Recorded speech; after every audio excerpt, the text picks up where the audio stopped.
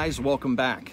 Today I'm going to do a vlog, and this one's going to be just for my Patreons, my squad leaders and above. So thank you guys for your exceptional support here of the Military Arms channel. So I have been one of those guys that's toured many manufacturing facilities, and I've seen pretty much, you know, I won't say everything, but I've seen the production of a lot of modern firearms and how they're produced. And in many instances, I've talked to these companies, and they're struggling to find new products that they can launch that would be successful. And I've talked to many of these companies, and I told them to go retro. And I've talked to AR-15 companies years ago when they asked me what I thought would be a cool idea. I said, build retro ARs. And this was years ago. And finally, you started seeing companies building retro ARs. Nodak Spud started making AR-15 upper and lowers from 601s and stuff like that. And then Troy Industries got in the game. They started making reproduction AR-15s. Now Brownells is doing it, and even Colt's doing it now. So all these companies are finally starting to take notice that, like, hey man, there is money to be made here in these retro rifles, lo and behold. Well, of course, because you're doing something different. The market's saturated with your everyday tactical AR-15 and AK-47 or 74. And so, you know, I've had many conversations with some of these manufacturers. Even in Turkey, I got to see a Stoner 63, a real Cadillac gauge Stoner 63.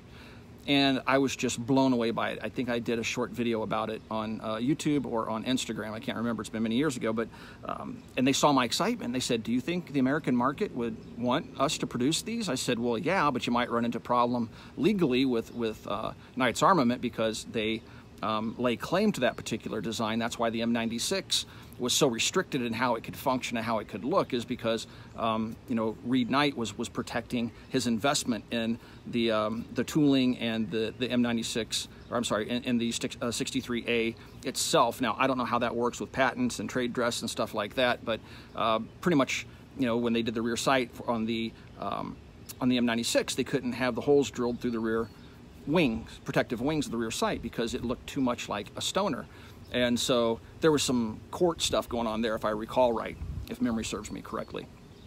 And so I told them, I said, there would be, yeah, I mean, would it sell? It'd sell like hotcakes if you could bring out the rifle, the carbine, the Bren kit, and the belt-fed uppers for it, so you can modularly switch components out and make your Lego gun like the 63A was built to be, and the Navy SEALs used it in Vietnam.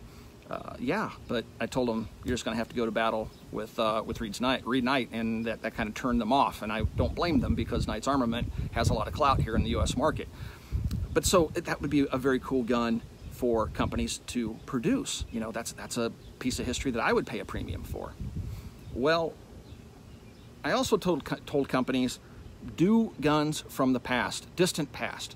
Do things like a Luger. And I said that to an AR-15 manufacturer that was sitting there with idle machines. I said, you guys have all this incredible technology. Why don't you make something cool like a Luger or a C96 broom handle? Well, there isn't a market for those. Nobody would buy those. There's already collector's markets out there, and the gun would be $3,000 or more, and then nobody would buy that. Really? Because this handgun, which I've known about now for a while, and I've been making payments on so I can get one. This is a T&E sample. This isn't my actual gun. This one you have seen featured on Forgotten Weapons. Ian got his hands on it before I did, and some of the print rags have had their hands on this gun. It has over 9,000 rounds to it, but it just came my way. But I've been diligently making my payments on this gun, and here's its magazine. But this is a trials gun. It is a Luger, but it is 45 caliber. Look at the bore size on this thing, guys. This is a exact replica of the 45 ACP Luger trials gun from 1907. And this thing is absolutely stunning, and it's just amazing. This one has 9,000 rounds through it, but the quality is through the roof. This looks just like an original Mauser-made Luger, right down to the fonts used, to the markings on the gun. It has the aluminum base plate on some magazines, and on others it has the original wood. And they have gotten everything absolutely perfect in terms of replicating it right down to its loading tool. And I can't wait to get mine. Now the backlog on these is 6 months or more. And these are mostly CNC made and then hand fit, just like the original Lugers were. The Lugers weren't mass produced. Well, they were mass produced, but they were all hand fit by artisans, because that was what was necessary to make this really unique toggle action work properly. And so that's why you don't want to buy a Luger that has a bunch of mismatched parts, because it may not run properly, because many of the parts were hand fit to make them work.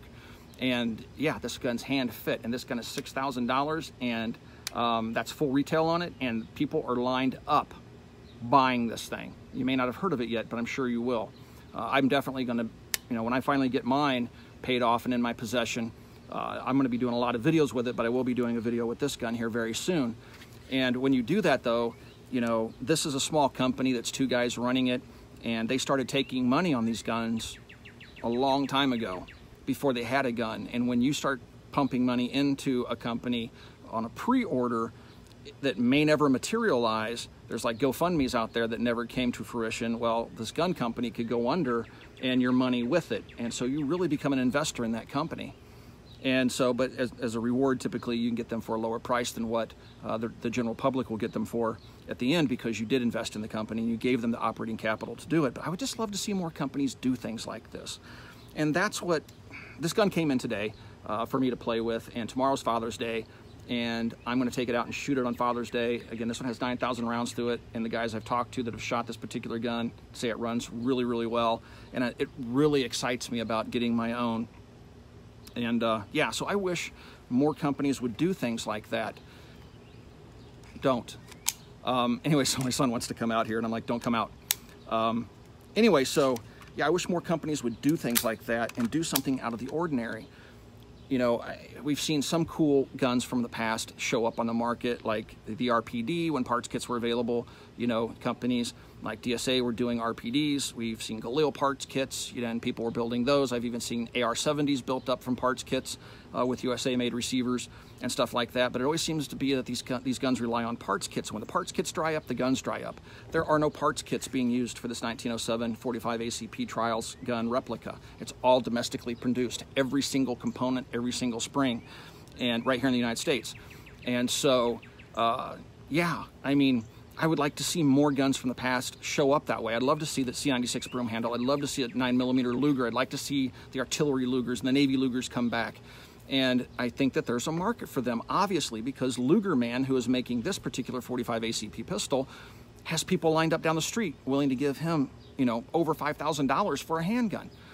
And so, and granted, it's a trials gun that's never been available before on the market, but a 9mm C96 that's absolutely perfect in every single detail would command a similar price on the market, and people would line up to buy them, I think. So I wanted to ask you guys, what gun from the past, from history, would you like to see reproduced that you would be willing to make $500 a month payments for the next year to purchase? What gun would that be? You don't care if it costs $5,000. You would pay that amount of money to have it because that's your bucket list gun. You just can't get your hands on it because it's no longer imported or no longer made. For me, the FAMAS is one of those. I would give an organ to own an FAMAS. And they've always eluded me. Now they're up over $25,000 when you see them go on Gunbroker. And there's just no way I can afford that. There's just no way. I would have to take out a second mortgage on my house to buy one, But Larry Vickers has one. He makes me insanely jealous. My buddy, Troy, over at Midwest Industries, he has a couple of them. I haven't even shot one. I've never even touched one. That's one of mine. So what's your bucket list gun? Or if you have more than one, tell me what those are down below. I know some folks. Maybe I can talk to somebody and get them produced. Because I would love to see more innovation like this, or you can't even really call it innovation, like re-innovation like this, because this is something I think that a lot of people would just love to have. So give me some ideas, guys. Tell me what you think. Tell me what that bucket list gun is. And thank you for the support. I'm going to go in now. My son wants to eat dinner. He was going to jump out here. He wants to be on these vlogs really, really bad. I'm just reluctant to put my kids in video right now, but I think maybe for my Patreons, I will let my kids come out and I'll let you guys meet them because I trust you guys more than I trust the general public. We have a much closer relationship here on Patreon. And so anyway, yeah, tell me what you think down below. Is a gun that you would like to see back on the market. Thanks for the support, guys, from our squad leaders up. You guys rock. All of our patrons rock, even if they're not squad leaders and above. But I just wanted to give you guys something special and give you a glimpse at what you will be seeing here soon on the Military Arms channel, a firearm that will be featured, and that's the 1907 Trials gun from, when the 1911 was adopted at the turn of the century. So, all right, guys. I'm kind of running out of things to talk about, and I've reached that rambling point. It's time for me to sign off. Thanks for the support, and we'll talk to you guys soon.